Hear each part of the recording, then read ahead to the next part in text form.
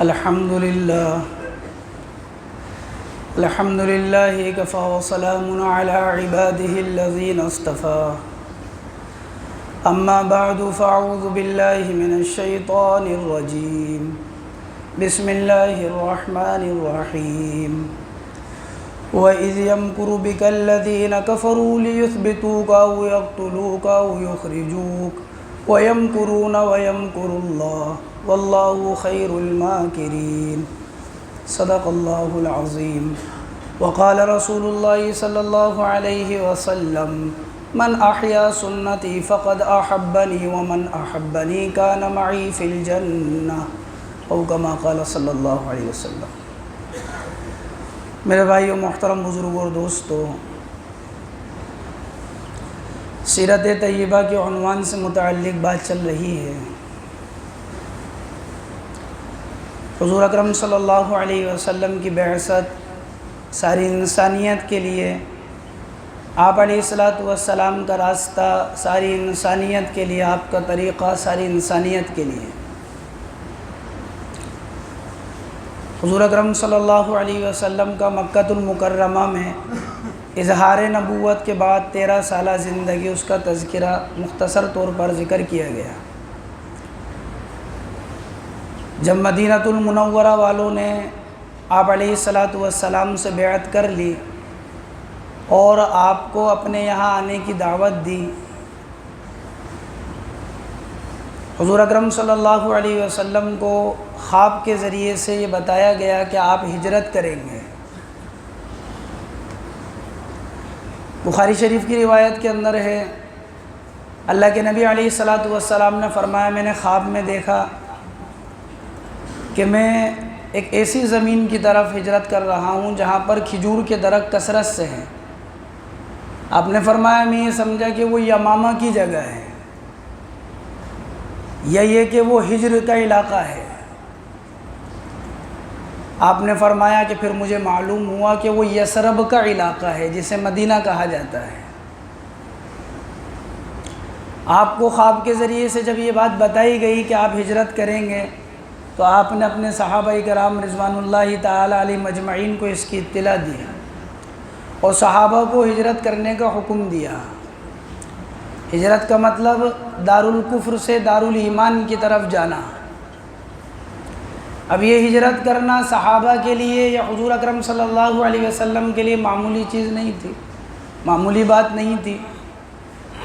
صحابہ کرام جو کہ مکہ المکرمہ میں پہلے سے رہ رہے تھے، یا یہ کہ ان کی پیدائش وہاں کی تھی یا کہیں سے آ کر رہے تھے، اور پھر ان کا اس مقام کو چھوڑ کر چلے جانا، اس حال میں چھوڑ کر جانا کہ اپنی زمینوں کو چھوڑ دینا، اس حال میں چھوڑ کر جانا کہ اپنے مکانوں کو چھوڑ دینا، اس حال میں چھوڑ کر جانا کہ اپنے باغات کو چھوڑ دینا، اس حال میں چھوڑ کر جانا کہ اپنے کاروبار کو چھوڑ کر جانا، اس حال میں چھوڑ کر جانا کہ اپنے مال و متاع کو چھوڑ کر جانا، اس حال میں جانا کہ اپنی جان کا نذرانہ گویا کہ پیش کر دینا۔ یہ ساری قربانیاں تھی ہجرت سے متعلق۔ اس لیے ہجرت کر کر چلے جانا اتنا آسان نہیں تھا۔ جیسے مسلمان حبشہ کی طرف چلے گئے تو مکہ کے رہنے والے سرداروں کو برداشت نہیں ہوا اور وہ حبشہ کے اندر پہنچ گئے کہ اپنے آباء و اجداد کے دین کو چھوڑ کر آئے ہیں یہ لوگ، ان کو ہمارے حوالے کریں۔ تو آج تو یہاں مکہ سے جا رہے ہیں مدینہ، کیونکہ مدینہ وہ جگہ تھی اس وقت کے اندر کہ جب حضور صلی اللہ علیہ وسلم نے ان سے بیعت کی ہے مدینہ والوں سے، تو مدینہ کے اندر گھر گھر میں ایمان پہنچ چکا تھا۔ جو لوگوں نے جا کر وہاں محنت کی تو ہر گھر کے اندر ایمان پہنچ چکا تھا۔ لوگ ایمان سے اور ایمان والوں سے مانوس تھے۔ مکہ والوں کو یہ بات معلوم ہو گئی تھی کہ جانے والے اب یہاں سے، اس لیے عام نہیں تھا، آسان نہیں تھا کہ ایسے ہی چلے گئے۔ اسی لیے حضرت صہیب رومی رضی اللہ عنہ کے بارے میں آتا ہے کہ جب ہجرت کر کر جا رہے ہیں تو راستے کے اندر مکہ کے لوگ آ گئے، گھیر لیا ان کو، ایسے نہیں جا سکتے یہاں سے۔ تو انہوں نے کہا کہ دیکھو، تم جانتے ہو اس بات کو کہ تم میں سب سے زیادہ ماہر ہوں میں تیر کے چلانے میں، جب تک میرے پاس تیر ہیں تم میں سے ایک بھی میرے قریب نہیں آ سکتا، اور جب تیر ختم ہو جائیں گے تو تلوار سے مقابلہ کروں گا، پھر میری ہمت اور طاقت اگر نہیں رہی تو پھر جو تمہارا دل چاہے وہ کرنا، لیکن میں تمہیں اس سے ایک اور زیادہ تمہارے فائدے کی بات بتاؤں؟ تو لوگوں نے کہا کہ ہاں بتاؤ کیا کہنا چاہتے ہو؟ تو کہا کہ مکہ کے اندر میرا مکان ہے، میرا مال ہے، وہ سب تم لے لو اور مجھے جانے دو۔ یہ ہے قربانی صحابہ کرام کی، یہ چھوڑ کر جاتے تھے اس طرح، یہ ہجرت، اس طرح ہجرت ہوتی تھی۔ تو انہوں نے کہا کہ ٹھیک ہے، ہم مال لے لیں گے، مکان لے لیں گے اور تمہیں جانے دیتے ہیں۔ وہ چلے گئے۔ ابو احمد بن جحش رضی اللہ عنہ مکہ کے اندر رہتے تھے، مدینے چلے گئے۔ جب مکہ فتح ہوا سن 8 کے اندر تو اپنے مکان کے پاس سے گزر رہے تھے جس مکان کے اندر رہا کرتے تھے۔ جیسے یہ مکہ سے گئے، پیچھے والوں نے ان کا مکان بیچ دیا، تو مکان کے پاس سے گزرے۔ اللہ کے نبی سے فرمایا آج تو مکہ میں ہم فاتحانہ داخل ہوئے ہیں، آج تو مکہ فتح ہو چکا ہے، تو یہ مکان ہے، یہ سب ہمارے ہیں۔ اللہ کے نبی کیا میں میرا مکان لے لوں؟ بعض روایتوں میں آتا ہے آپ نے حضرت عثمان سے کہا، بعض میں آتا ہے آپ نے خود کہا۔ آپ نے فرمایا کہ ابو احمد تو اس مکان کی بات کرتا ہے، تو اس مکان کو چھوڑ دے، اللہ تجھے اس کے بدلے جنت میں گھر دیں گے۔ کہا راضی ہوگا اس کے اوپر۔ حضرت عبداللہ ابن عمر رضی اللہ عنہ ہجرت کر کر مدینہ چلے گئے۔ پھر جب کبھی مدینے سے مکہ آتے اور اپنے اس گھر کے پاس سے گزرتے جہاں وہ مکہ میں رہا کرتے تھے، اپنی آنکھوں کو بند کر لیتے۔ تو یہ قربانیاں تھی صحابہ کی، ان قربانیوں کے ساتھ جاتے تھے۔ حضرت صہیب رومی رضی اللہ عنہ مکہ سے ہجرت کر کر گئے، مدینے پہنچے۔ اللہ کے نبی علیہ الصلوۃ والسلام نے فرمایا کہ صہیب نے بڑے نفع والی تجارت کی ہے۔ حضور کو ادھر پتہ لگ رہا ہے وحی کے ذریعے سے کہ یہ ایسی تجارت کر کر آئے ہیں، اپنے ایمان کو بچانے کے لیے اپنے مال کو چھوڑ کر آ گئے۔ حضور بتا رہے ہیں ان کو آتے ہی خوشخبری دے رہے ہیں، وَمِنَ النَّاسِ مَن يَشْتَرِي وَمِنَ النَّاسِ مَن يَشْرِي نَفْسَهُ ابْتِغَاءَ مَرْضَاتِ اللَّهِ، کہ جنہوں نے اپنی جان کو خرید لیا اللہ کی رضا کے لیے۔ اسی موقع پر نازل ہوئی۔ تو خواب میں دکھایا گیا اللہ کے نبی علیہ الصلوۃ والسلام کو آپ ہجرت کریں گے۔ آپ کہتے ہیں میں سمجھا یمامہ کی طرف، میں سمجھا ہجر کے علاقے کی طرف، لیکن پھر مجھے بتایا گیا کہ یہ یثرب کا علاقہ ہے۔ مدینہ کا پہلا نام یثرب تھا، آج اس کو مدینۃ الرسول صلی اللہ علیہ وسلم کہا جاتا ہے۔ اب یہ ہجرت کا موقع تھا، صحابہ جا رہے تھے ایک ایک کر کر۔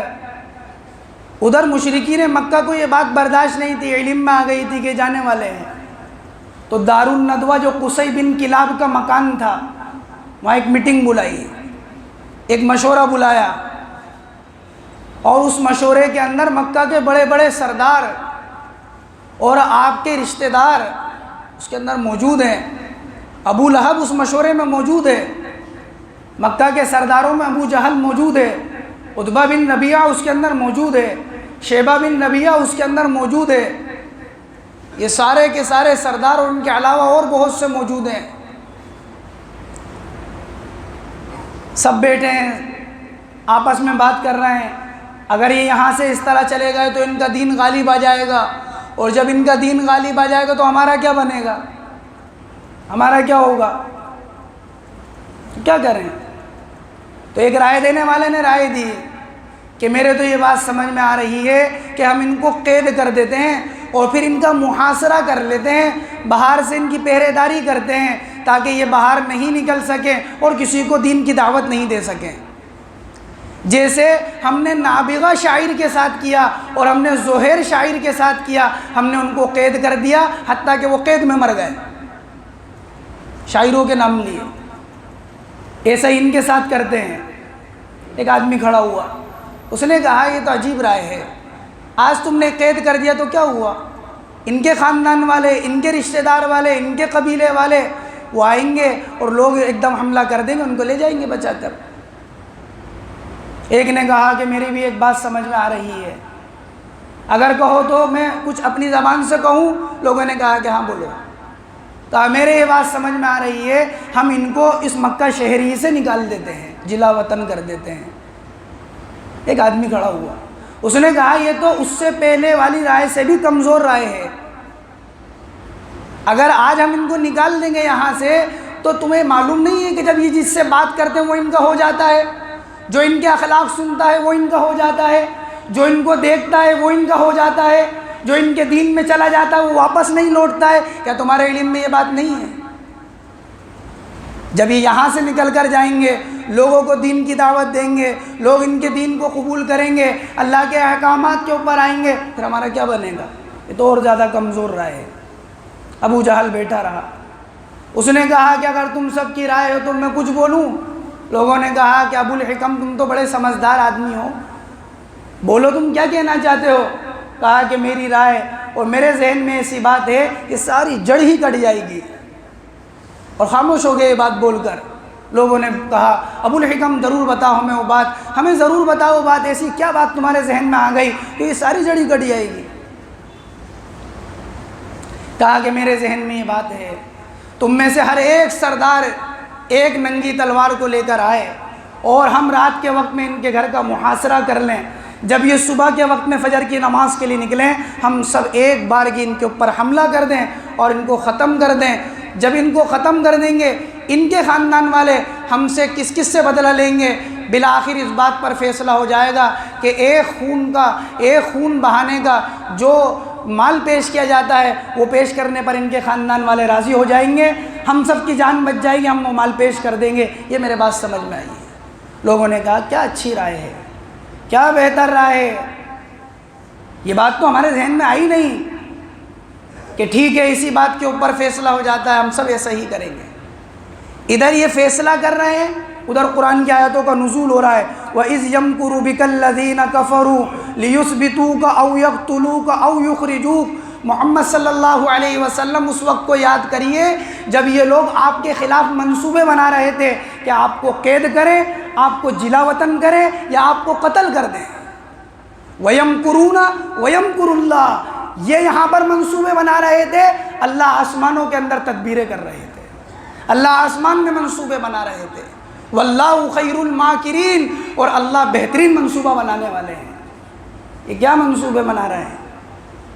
کیا ہے حیثیت ان کی، کیا ہے اوقات ان کی؟ اللہ کے سامنے کہ یہ یہاں بنا رہے ہیں اور اللہ آسمانوں میں فیصلہ کر رہے ہیں۔ جبریل امی آتے ہیں اور اللہ کے نبی علیہ الصلوۃ والسلام کو سارے حالات سے واقف کرتے ہیں کہ یہ سارا معاملہ ہے، یہ انہوں نے منصوبہ بنایا ہے، آپ کو ہجرت کر کے جانا ہے، آج ہی رات نکلنا ہے۔ اللہ کے نبی علیہ الصلوۃ والسلام جب یہ بات آپ کے پاس پہنچتی ہے آپ سیدھے صدیق اکبر حضرت ابوبکر صدیق رضی اللہ عنہ کے مکان پر پہنچتے ہیں۔ حضرت ابوبکر اپنے مکان پہ تخت پہ بیٹھے ہوئے تھے، اللہ کے نبی نے اجازت چاہیے اندر آنا چاہتا ہوں، فوراً تخت سے اتر گئے۔ مرحبا، تشریف لائیے اللہ کے نبی، آپ کا آنا کیسے ہوا؟ آپ نے فرمایا کہ ابو بکر مجھے ہجرت کا حکم ہوا ہے۔ حضرت ابوبکر کہنے لگے اللہ کے نبی میں آپ کے ساتھ چلنا چاہتا ہوں۔ اللہ کے نبی نے فرمایا ابو بکر تو میرے ہی ساتھ چلے گا۔ یہ مقام ہے ابو بکر کا کہ محمد الرسول اللہ کے ساتھ ہیں، زندگی میں ساتھ ہیں اور دنیا سے پردہ فرمانے کے بعد ساتھ ہیں۔ مدینۃ المنورہ میں لوگ بتاتے ہیں یہ حضور کا مکان تھا اور یہ ابو بکر کا مکان تھا۔ ہجرت کر کر جا رہے ہیں تو یہ حضور ہیں اور یہ ابو بکر ہیں، اور دنیا سے جا رہے ہیں تو یہ حضور کا روضہ مبارک ہے، یہ ابو بکر کی قبر اطہر ہے۔ تم میرے ساتھ ہو، میرے ساتھ چلو گے تم۔ آپ علیہ الصلوۃ والسلام نے جب یہ بات فرمائی تو ابو بکر رونے لگے۔ اما عائشہ رضی اللہ تعالیٰ عنہ فرماتی ہیں مجھے معلوم نہیں تھا اس سے پہلے کہ خوشی کے مارے بھی رویا جاتا ہے۔ یہ ابو بکر کے خوشی کے آنسو تھے، تو میرے علم میں نہیں تھا خوشی کے مارے بھی آنسو نکلتے ہیں کیا؟ رونے لگے۔ سفر کے سامان کی تیاریاں، سامان سفر کی تیاریاں شروع کر دیں کہ چلنا ہے۔ تو حضرت اسماء رضی اللہ تعالیٰ عنہ جو حضرت ابوبکر کی بیٹی ہیں، آپ غور کریں سارے سفر ہجرت کے سفر کے اندر کہ ابو بکر کا پورا گھرانہ لگا ہے اس کام کے اندر۔ کہ اللہ کے نبی ہجرت کر کر جا رہے ہیں، ہر ایک نے اپنا حصہ لگایا، چاہے وہ غلام ہے چاہے وہ بیٹی ہے، ہر ایک نے اپنا حصہ لگایا ہے۔ ایک برتن کے اندر پانی ہے اور ایک برتن کے اندر کھانا ہے۔ اب اسما کہہ رہی ہیں کہ ان کو باندھنے کے لیے کوئی چیز نہیں ملی ابا جان میرے پاس صرف نطاقہ ہے، کہ کیا، کہ جو یہاں پر باندھا جاتا ہے ایک پٹی جس سے تہبند مضبوط ہو جائے، کہ وہ چیز ہے۔ فرمایا اس کے 2 ٹکڑے کر لے، ایک کے اندر پانی کو باندھ دے، یعنی جس برتن میں پانی رکھا اس برتن کو، اور ایک کے اندر جس برتن میں کھانے کو رکھا ہے اس برتن کو باندھ دے۔ اور یہی دن تھا جس دن حضرت اسما بنت ابی بکر رضی اللہ عنہ کا لقب پڑا ذات النطاقین، 2 ٹکڑے والی، اس کے چادر کے 2 ٹکڑے کر دیے تھے، یہ لقب ملا اسی دن سے۔ ادھر حضور اکرم صلی اللہ علیہ وسلم جانے کی تیاری میں ہیں، اللہ کے نبی علیہ الصلوۃ والسلام نے حضرت علی کو بلایا کہ علی مجھے ہجرت کا حکم ہوا ہے، میں ہجرت کر کے جانے والا ہوں، آج رات تمہیں میرے بستر پر سونا ہے، اور علی تمہیں کوئی نقصان نہیں پہنچے گا، یہ لو سبز کلر کی یہ چادر ہے حضرمی، یہ تم اوڑھنا اور سو جانا، اور یہ مکہ والوں کی امانتیں ہیں۔ یہ حضور کی زندگی ہے کہ غیر باوجود اس کے کہ آپ جس دین کو لے کر آئے اس دین کو قبول نہیں کیا، لیکن امانتیں پھر بھی حضور کے پاس رکھواتے تھے۔ تو آپ گئے تو ایسے نہیں چلے گئے کہ آپ صرف چلے گئے، لوگ کہتے کہ ہماری امانتیں لے گئے، کہ علی امانتیں ہیں لوگوں کی، اور دیکھو علی جب لوگوں کی امانتیں واپس کر دو پھر آنا تم میرے پاس، آج یہاں سو، یہاں آرام کرو، کچھ نہیں ہوگا تمہیں۔ حضرت علی رضی اللہ عنہ نے وہ امانتیں لی، اور آپ علیہ الصلوۃ والسلام کی امانتیں لے کر اور وہاں پر موجود ہیں۔ اللہ کے نبی علیہ الصلوۃ والسلام سے حضرت جبریل نے کہا کہ آپ کو فوراً نکلنا ہے، ابھی عشاء کا وقت تھا کہ فوراً نکلے۔ اللہ کے نبی علیہ السلام، آپ نے دیکھا کہ باہر محاصرہ کر رکھا ہے، ابو جہل کھڑا ہے، ابو لہب ہے، عقبہ ابن ابی معیط ہے، اور مکہ کے بڑے بڑے سردار ہیں، محاصرہ کر رکھا ہے۔ ابو جہل لوگوں کو مخاطب کر رہا ہے کہ دیکھو اندر محمد ہے صلی اللہ علیہ وسلم، یہ کہتا ہے کہ جب ان کا دین غالب آ جائے گا ساری دنیا میں پھیلے گا، یہ اندر محمد ہے، یہ کہتا ہے کہ اگر تم نے ایسا نہیں کیا، میری بات کو نہیں مانا تو تم جہنم واصل ہوں گے۔ آپ کے لیے الفاظ کہہ رہا ہے۔ اللہ کے نبی علیہ السلام نے کہا کہ ابو جہل میں صرف یہی نہیں کہتا جنت اور جہنم کا وعدہ، بلکہ میں تو یہ بھی کہتا ہوں جو جہنم کا ایندھن بنے گا اس میں ابو جہل تو بھی شامل ہوگا۔ اور آپ کی زبان مبارک پر آئے تھے وَجَعَلْنَا مِن بَيْنِ أَيْدِيهِمْ سَدًّا وَمِنْ خَلْفِهِمْ سَدًّا فَأَغْشَيْنَاهُمْ فَهُمْ لَا يُبْصِرُونَ۔ ایک مٹھی میں مٹی کو لیا اور یوں اچھالا اور ان کے سروں پر پڑ گئی۔ وہ اللہ جو انسان کی آنکھوں میں بینائی دینے کی صلاحیت رکھتا ہے، وہ جو مٹی سر پر آ کر پڑی ہے، آنکھوں کی بینائی کی صلاحیت کو سلب کر دیا اور ختم کر دیا۔ حضور ان کے درمیان سے نکلتے ہیں لیکن دیکھ نہیں سکتے، کہتے ہیں وَجَعَلْنَا مِن بَيْنِ أَيْدِيهِمْ سَدًّا وَمِنْ خَلْفِهِمْ سَدًّا فَأَغْشَيْنَاهُمْ فَهُمْ لَا يُبْصِرُونَ۔ دیکھ نہیں سکتے، آنکھوں میں طاقت تو اللہ دیتے ہیں، مٹی اچھالی ہے سر پر آئی ہے، آنکھوں کی بینائی سلب، اور ان کے بیچ میں سے نکل کر گئے اللہ کے نبی علیہ السلام۔ اسی سے متعلق انشاءاللہ ان ہفتے بات ہے۔